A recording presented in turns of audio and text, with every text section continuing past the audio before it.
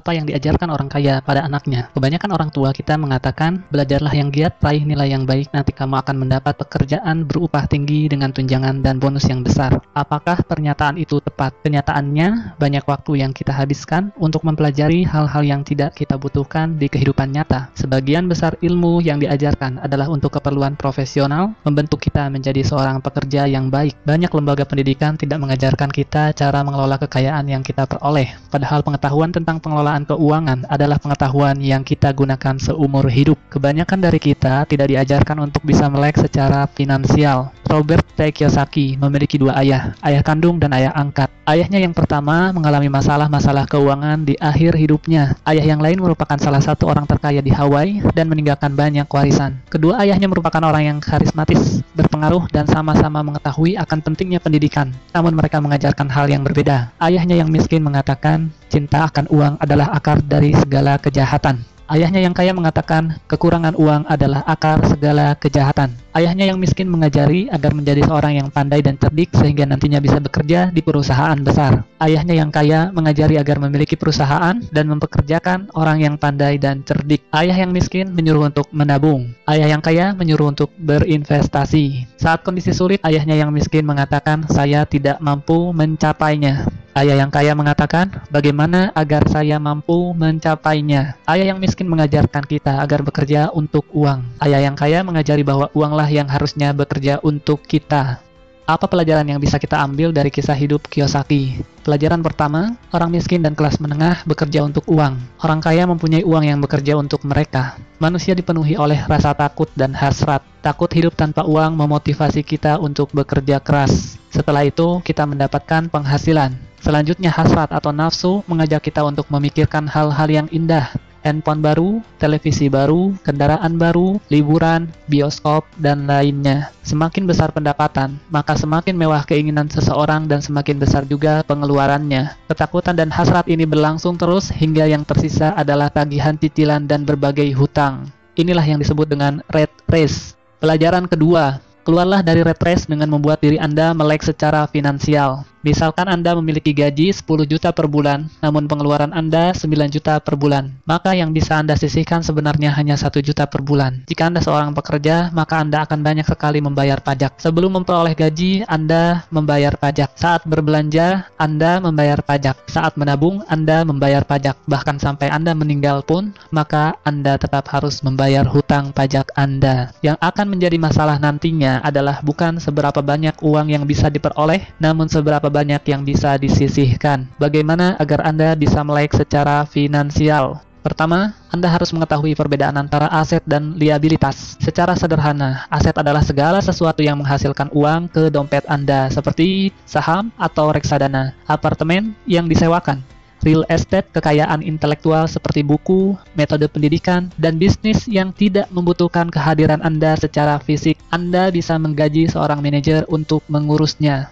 Liabilitas adalah segala sesuatu yang mengeluarkan uang dari dompet Anda. Contohnya adalah hutang kartu kredit, hutang sewa, televisi baru, handphone mewah, asuransi, dan lainnya. Orang miskin memiliki pengeluaran harian yang tinggi. Kelas menengah membeli liabilitas yang mereka pikir adalah aset, dan orang kaya membangun kumpulan aset yang kuat untuk menghasilkan pendapatan. Kelas menengah mendapati dirinya berada pada pergulatan keuangan yang terus-menerus. Pendapatan utama mereka adalah gaji. Semakin tinggi gajinya, maka semakin keras mereka bekerja dan pajaknya pun semakin tinggi. Pengeluaran juga meningkat seiring peningkatan gaji, sehingga istilah rat race menjadi cocok untuk mereka. Bukannya berinvestasi di aset sesungguhnya, kelas menengah malah memperlakukan rumah mereka sebagai aset utama. Orang kaya semakin kaya karena mereka terus mengumpulkan aset dan berinvestasi untuk menghasilkan pemasukan yang akan melebihi pengeluaran mereka sendiri. Lalu kenapa rumah bisa bukan merupakan aset, namun liabilitas? Orang bekerja dalam waktu yang panjang untuk membayar kredit rumah. Orang juga membayar untuk pajak rumah, pengeluaran untuk perawatan rumah, dan biaya lingkungan, telepon, listrik, PAM. Ditambah lagi, nilai bangunan rumah itu sendiri bisa terdepresiasi atau menurun dari waktu ke waktu. Anda akan banyak mengeluarkan uang untuk membayar cicilan dan perawatan rumah.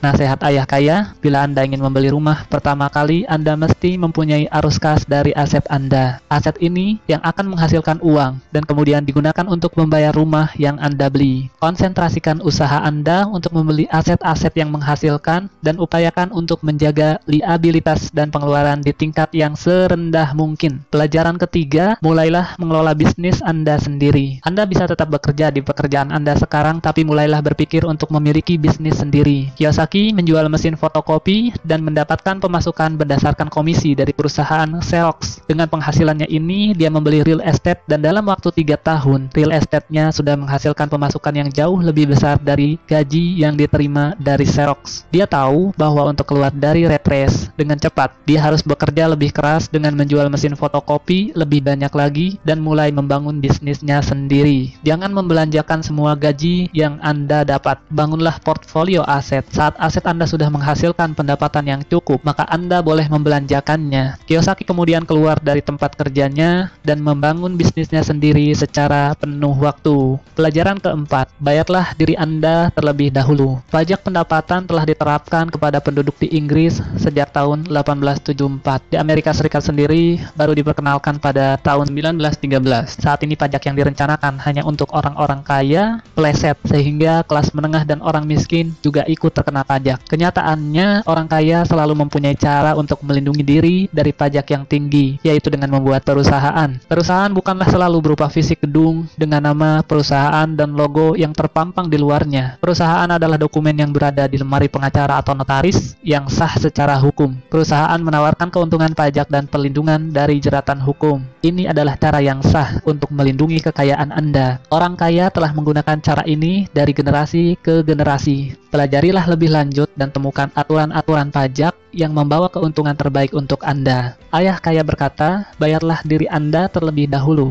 Ini akan memaksa Anda untuk membuat sumber pemasukan lain untuk menutup pengeluaran Anda. Aturan sederhana ini bekerja seperti ini. Orang yang bekerja untuk perusahaan akan pertama-tama membayar pajak, lalu mendapatkan pemasukan, kemudian baru berbelanja. Sedangkan pemilik perusahaan akan terlebih dahulu memperoleh pemasukan, kemudian berbelanja, lalu membayar pajak. Para pekerja dipajaki terlebih dahulu, kemudian menggunakan apa yang tersisa. Sedangkan pemilik perusahaan menggunakan terlebih dahulu pendapatan dan membayar pajak berdasarkan apa yang tersisa. Lalu, apa yang penting dipelajari agar Anda melek finansial? Ada 4 ilmu utama yang penting untuk dipelajari. Yang pertama, akuntansi. Akuntansi membuat kita bisa membaca laporan keuangan. Pada saat meninjau suatu bisnis atau aset, Anda perlu secara cepat melihat catatan keuangan perusahaan yang sedang Anda tinjau. Banyak orang yang tidak tahu bagaimana menyeimbangkan neraca keuangan. Yang kedua adalah investasi. Keterampilan ini akan terasa dengan pengalaman. Bicaralah dengan para investor dan selidiki bagaimana cara mereka berinvestasi. Yang ketiga adalah perilaku pasar. Ketahuilah aturan penawaran dan permintaan. Tidak ada pemilik bisnis yang dapat melakukan bisnisnya tanpa memahami prinsip dasar dari pasar. Lihatlah berbagai kesempatan atau peluang bisnis. Lihat apa yang dijual dan siapa yang akan membelinya. Yang keempat adalah hukum. Kiyosaki merekomendasikan untuk melakukan segala yang berkaitan dengan pengembangan bisnis Anda dalam koridor bisnis yang legal. Ketahuilah hukum-hukum perusahaan, aturan lokal, dan aturan akuntansi yang berlaku. Pelajaran kelima, belajarlah untuk menjadi investor profesional. Ayah kaya menjelaskan bahwa ada 2 jenis investor. Yang pertama adalah pembeli paket investasi. Ini adalah investor yang menelepon retail outlet, perusahaan real estate, stockbroker, atau perencana keuangan dan menaruh uang Anda dalam portfolio investasi yang sudah ada. Cara ini merupakan cara tercepat dan praktis. Yang kedua adalah investor profesional. Rancang sendiri investasi Anda, lakukanlah penawaran aset-aset Anda, dan cari berbagai kemungkinan dari kesempatan yang ada. Ayah kaya sangat menganjurkan jenis investor ini. Anda perlu membangun 3 keterampilan dasar untuk menjadi investor jenis ini. Yang pertama adalah identifikasi kesempatan atau peluang yang dilewatkan oleh orang lain.